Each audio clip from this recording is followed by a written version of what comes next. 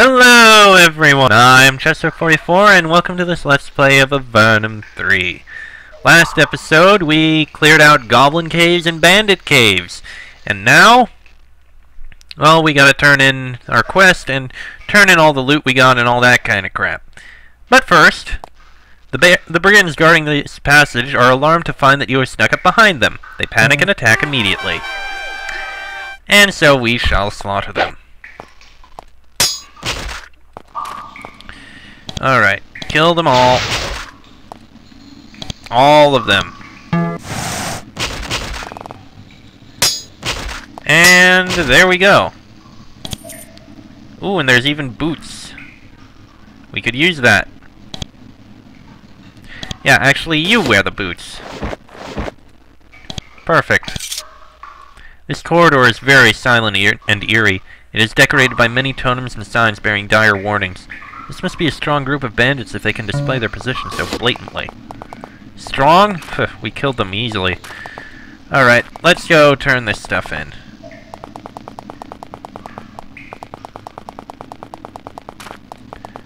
Alright. First step. First stop. You.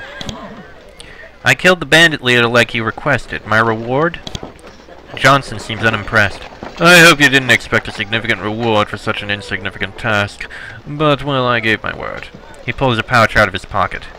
Here's some change. Buy some training or something with it. That is all. He returns to his work. You have been dismissed. Well, it's something at least. Alright. I don't remember if we have anything unidentified. Let's find out. The answer is no. Okay, in that case, let's go sell this stuff. Simple enough. And an easy enough way to start this episode. Let's see. Sell that, sell that, sell that, sell that, sell that,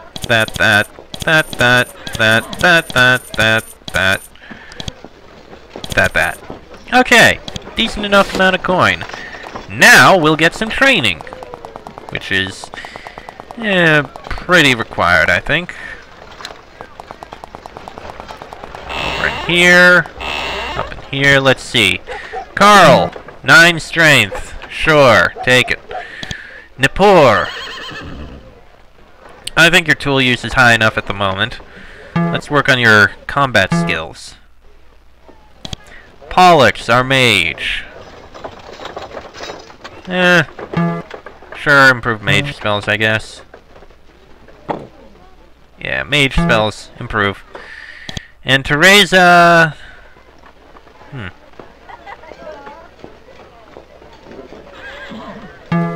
Strength, sure.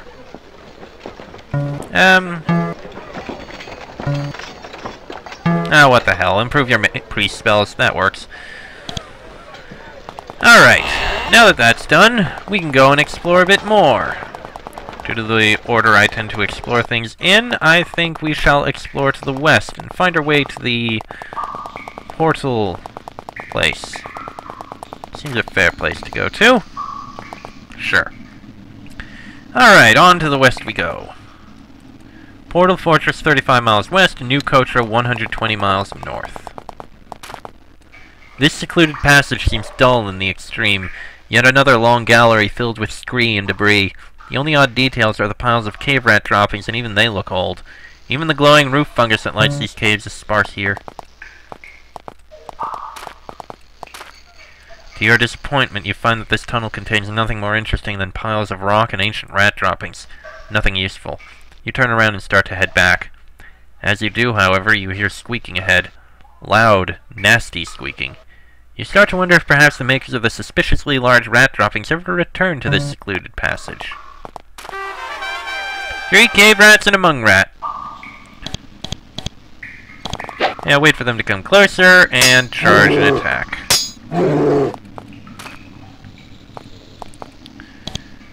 Fireball. And there we go. 5 cave rats and a vapor rat. Shielded or weakened. Okay. Fireball that one. survived. Damn.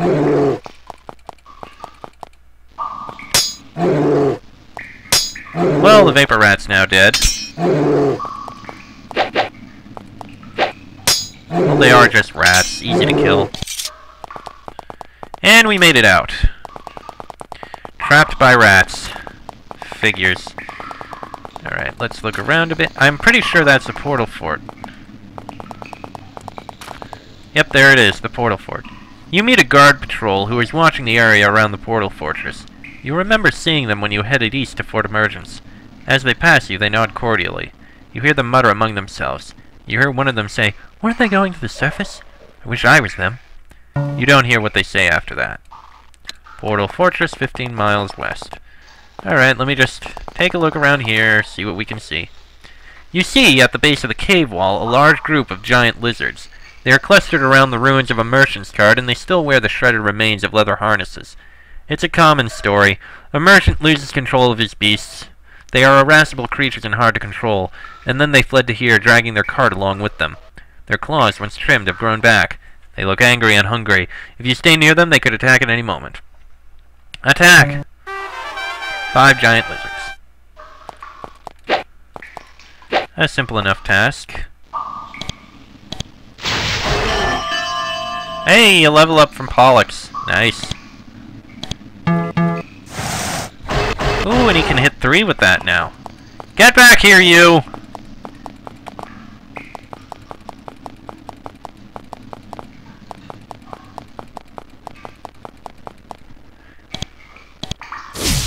There you go.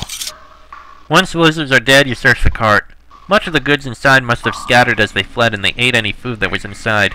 You do, however, find a pouch of coins and a variety of missile weapons. Huh. Nice. Iron arrows. Give those to Pollux. Oh wait, those are steel arrows! When did he get steel arrows? Okay, give that to Teresa. I like how we actually have the number on there now. Okay. Hey, you know what? Let's spend this episode going into the portal fort. Why not? Something to do. You see a familiar sight ahead of you. The portal fortress. Inside it is the huge teleporter, which is the only route from Avernum below to this huge cavern and back. The energy of the place makes your scalp tingle even from here.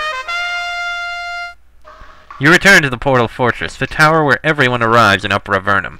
To the southwest, there is a huge teleporter which carries people and supplies to and from the Tower of Magi down in Avernum. Alright, let's look around the outside first, as I do, and kill some random rats.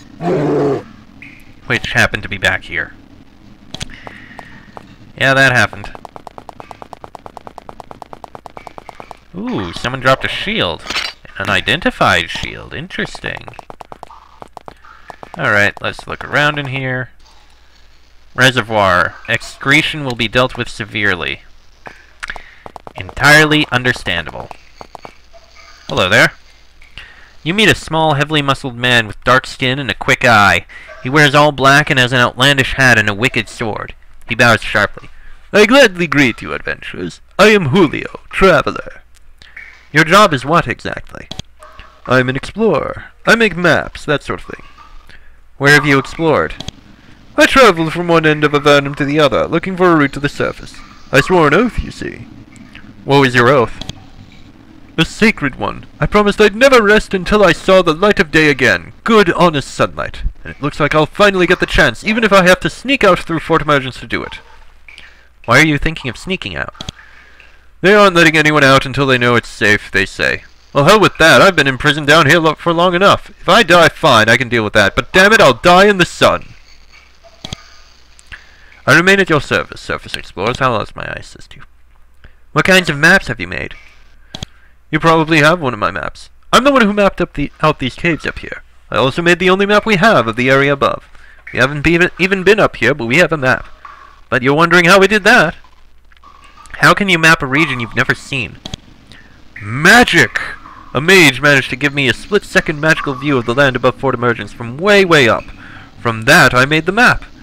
Pretty amazing, huh? It's a remarkable feat. Yes, indeed, I drew a whole map from a tiny glance. Excellent work, if I do say so myself. Can I get one of these remarkable maps? You're on specified services, right? Any maps you're authorized to get, you can get from an Axamander. I wouldn't know what information to give you. We don't need the bandit map. Right.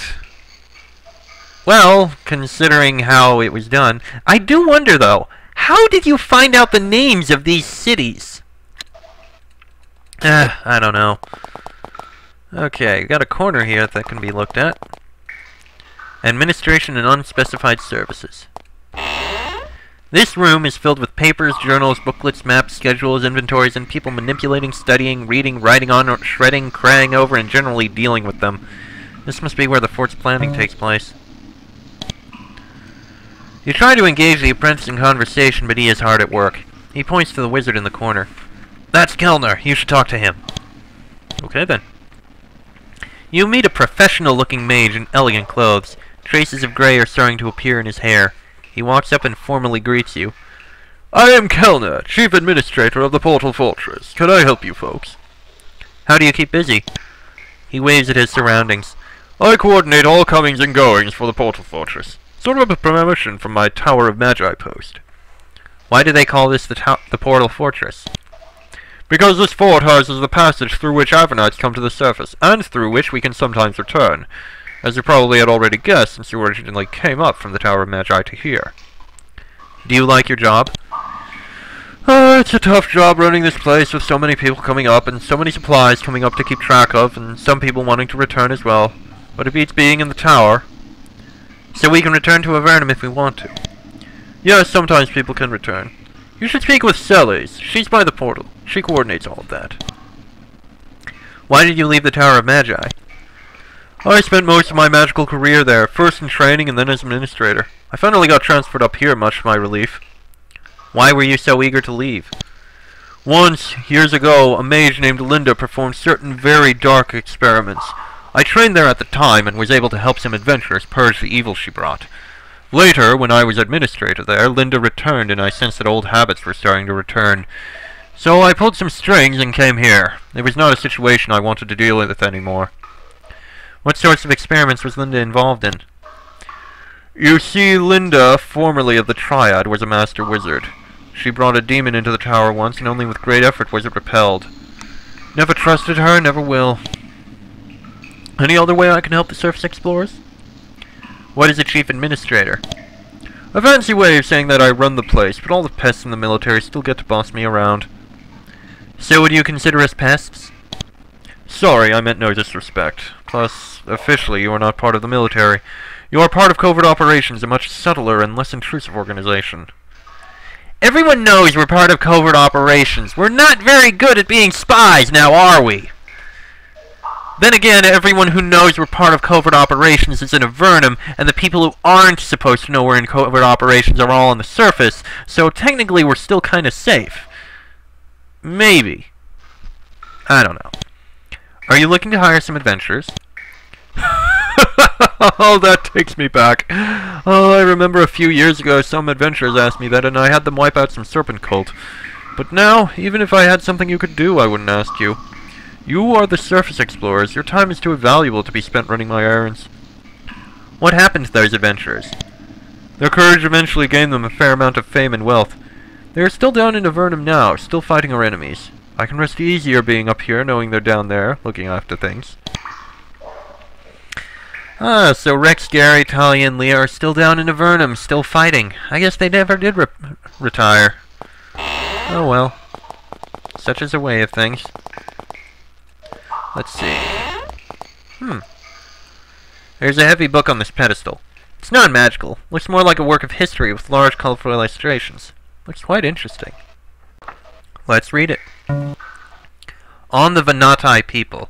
The Venati, pronounced Vanati, Venati, are a very interesting race, only recently discovered and barely understood.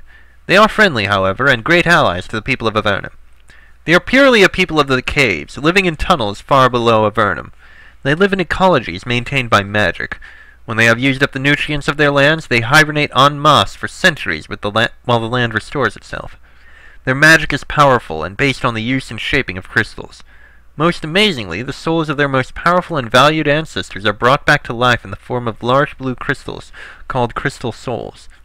It was because of these souls that we first discovered the Venati. The Empire learned of them before us and stole 3 of their crystal souls. A band of brave Avernum adventurers recovered the souls, proving our good intentions to them. In return, the Venati joined our side and helped turn the tide of the Empire War. They have continued to fight at our sides and to be invaluable allies, and each day we learn more about each other. So I've been pronouncing it wrong this whole time. Fantastic. On dragons. When Avernum was discovered, it had many strange and wondrous creatures in it. Most amazing of these were the dragons. Most of the dragons on the surface were killed by the, I'm guessing, Empire. 5 dragons lived in Avernum. They were siblings, children of a mated pair we know nothing of. Mortax was the eldest and the best friend to humankind. Alas, he died as a result of wounds suffered during the Empire War. Most powerful was Sulphurus. She was taken prisoners by the Empire during the Empire War. When Avernites rescued her, she slew many Empire soldiers, restored her horde, and disappeared. Her current location is unknown. Pyrog was the dragon with the most rapacious nature. He had to be slain by humans not long before Hawthorne was assassinated. Atheron is a recluse by nature and hasn't been heard from for years. Finally, Koth was known to have a huge appetite for learning and an awesome library. However, he had the ill fortune to be captured by the Empire and forced to aid them with his learning. After the Empire War, he was nowhere to be found.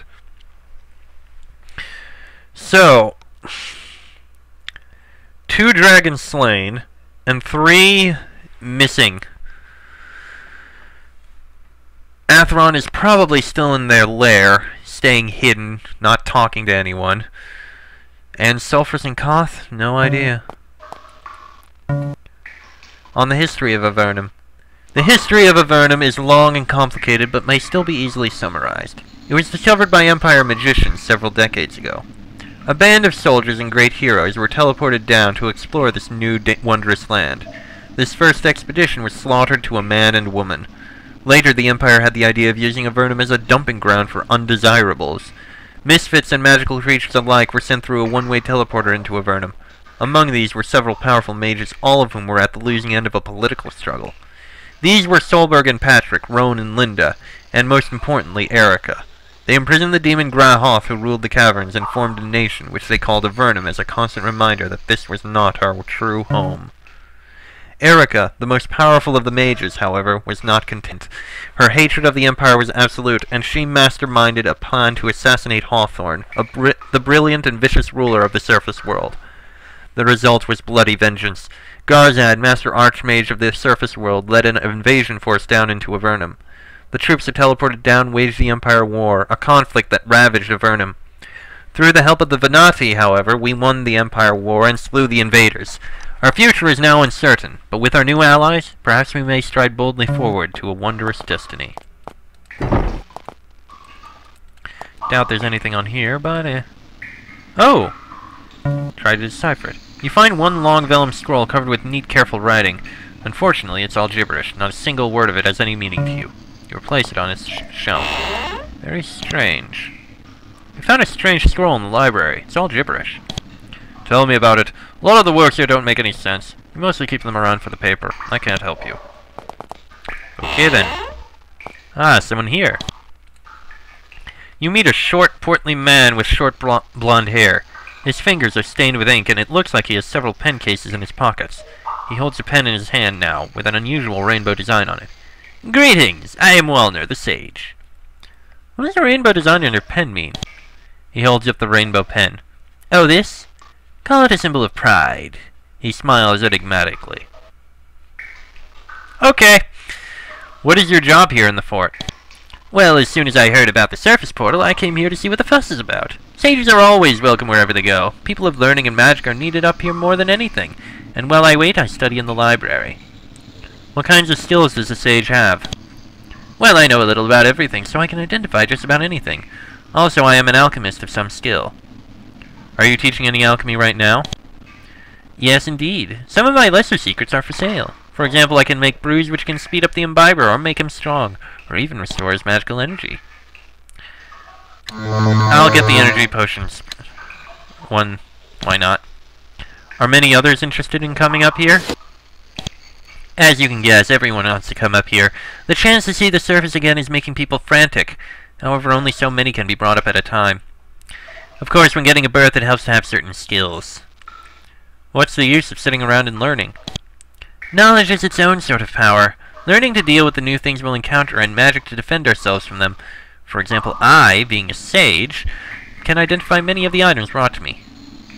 In fact, I can identify any items you may have for a small fee. Yes, we already know about that. Tell us about the library.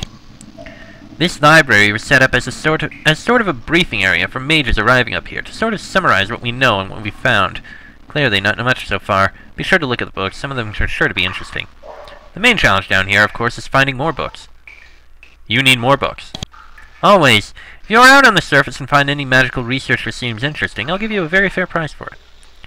That reminds me, I found a scroll in the library which didn't make any sense. Oh, that one. It's written in code. Some letters need to be substituted for other letters. I remember it. Here's how it works. Okay, then. You find... okay.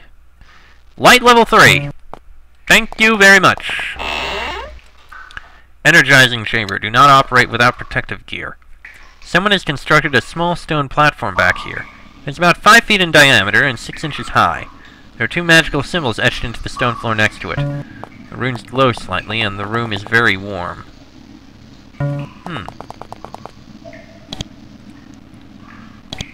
Let's see if they know anything about it. There's a strange platform in a room nearby. What is it? It's very interesting. We're doing research to figure out how to easily place enchantments on items. Fascinating stuff. Venati magic, but what isn't? You place something you wield or wear, like armor or a blade, on the pedestal and pull the lever, and it will be filled with energy. Feel free to use it. You're important enough. But choose carefully. It probably can't be used more than once. Probably won't use it anytime that soon, then, in all honesty. Okay, you we've spoken to. There are 4 huge crystal pillars here. They look nearly identical to the 2 magical crystals which power the portal to the southwest. Each of these 4, however, has a large crack or flaw. They must be the failed efforts to make a power crystal. They're very heavy things. That must be why they're still here. 2 portal, class B or above. Teleportation magic forbidden beyond this point. I read that awkwardly. Guest quarters. Coins, nothing. See if we find anything. Oh, there's someone in here.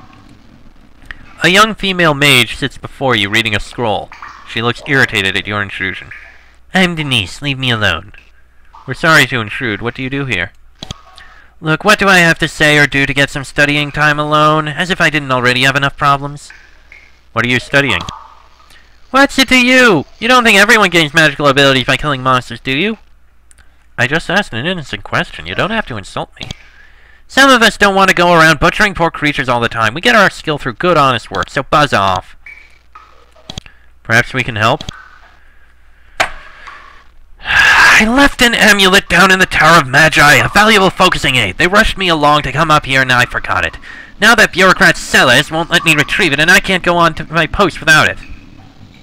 I take it you don't like this Celes person. I hope she gets an infection.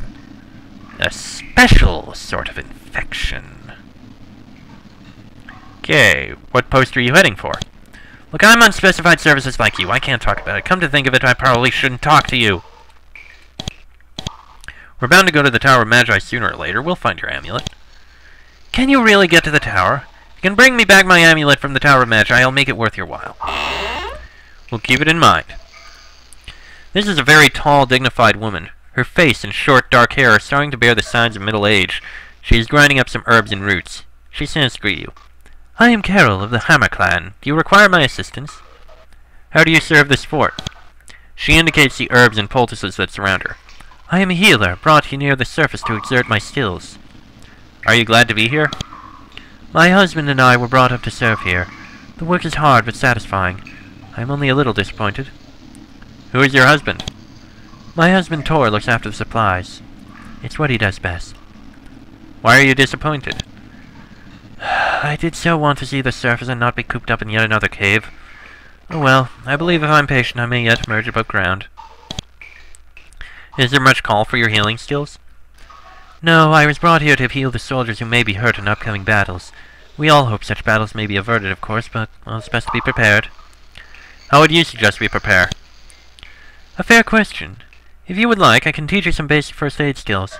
If only more warriors would take time to learn a few basic principles, many lives would be saved. Are you interested? Thank you, but we don't really use the first aid skill. Hey, we can rest if we need to. But we don't. This episode's gonna be a bit long. It's barracks. To the southwest, you see the portal through which you arrived in Upper Avernum. It's 10 feet high, glows with intense energy, and even at this distance makes your skin tingle. A mage with a journal stands in front of it. It was frightening to go through it the first time. You don't feel too enthusiastic about being near it again. Its constantly shifting surface bathes everything around it in a lurid blue light. Welcome to Upper Avernum. Troops go left, supplies go right, unspecified services go to northeast building. A neatly dressed mage stands between you and the towering pillar of energy that is the surface portal. She holds a thick notebook. The energy of the portal makes her hair stand almost straight up. Welcome, adventurers. I am Sally's overseer of the portal. What are you responsible for? My title is Portal Overseer. I look after and steer those emerging. Also, when someone wants to use the portal, it is I they must give their request to, and I who give permission. Is your job difficult? It is a tricky job. So many want to use the portal for so many reasons. Why do you find it tricky? The portal takes a lot of energy and can only send so many people in a day. Most of its energy goes to bringing up as many people as possible. Access for other purposes, most of which are generally deemed frivolous, is limited. That is why anyone who wishes to use the portal must request permission from me.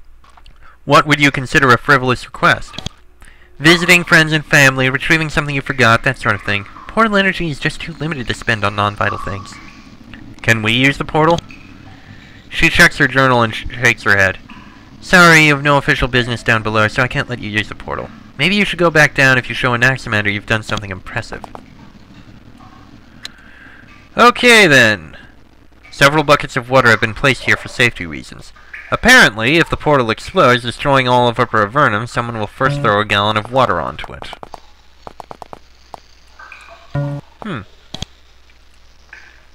You meet the technician in charge of operating the portal. It's an incredibly difficult and stressful job, and it has taken its toll.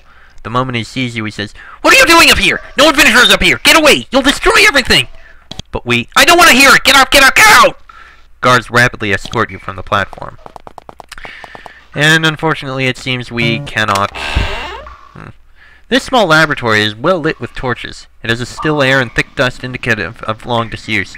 The dust sparkles, however, and the knives, hammers, and other tools indicate what these chambers were used for. This is a crystal shaping chamber. Humans borrowed many magical techniques from the Venati, all of them involving various sorts of crystals. The portal to the west is powered by a pair of huge magical crystals, made here with Venati aid. Several small bits of crystals are kept levitating perfectly still in midair by this rune. This is probably where the stones are magically held for cutting. I can't get in that one. Can get in that one, but being used to store crystals. Oh well. And no crystals we really need to take. Yeah, that just leaves out the back. Okay. And now storage. Oh. You meet an aging, worn old veteran. He walks ceaselessly through the fort, praising the supplies, soldiers, walls, and everything else with a long practiced eye. He extends a calloused hand to you. Call me Tor. Why are you wandering around? I have to keep an eye on every weapon and bit of provender which passes through here. Supplies are my life. No offense, but this sounds a bit boring. I suppose to the uninformed. Anyway, supplies are half my life. Carol's the other half.